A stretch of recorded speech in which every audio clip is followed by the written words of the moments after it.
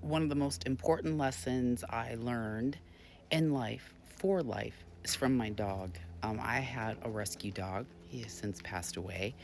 And Cass was a big boy. He was a 110-pound white German Shepherd, gorgeous, but big.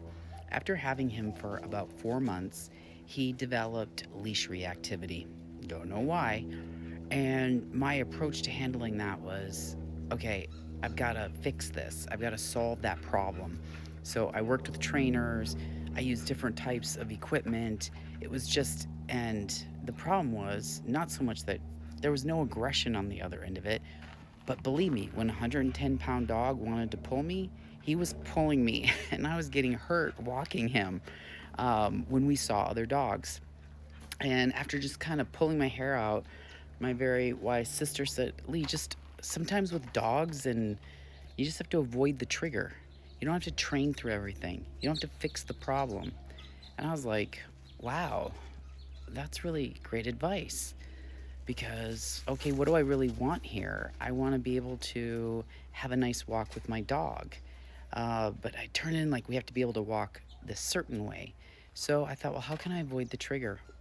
And so I said, guess what? Getting out between 4:30 in the morning and hitting the trail when it's dark at that time all year round, chances are I'm not going to run into other dogs. And I will tell you what, avoiding that trigger brought us so much joy. I experienced so many amazing things walking in the dark. I saw a satellite launch, which was crazy. It was like something out of a sci-fi movie. So many falling stars and lunar eclipses, and having my headlamp shine in and seeing all the coyote eyes, and just hearing the owls, things I would have never experienced, especially being completely focused and going, oh my God, I gotta get this dog and we gotta do this, and you're supposed to be walking this way. And then Cass just loved his walks. It was so enjoyable, and we just bonded.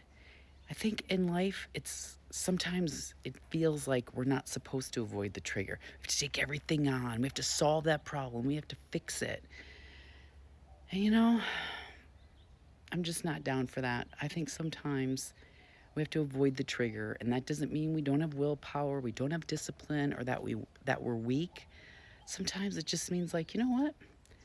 I'm going to turn on my brain here and find another way to get what I really want, which was to have great walks with Cass.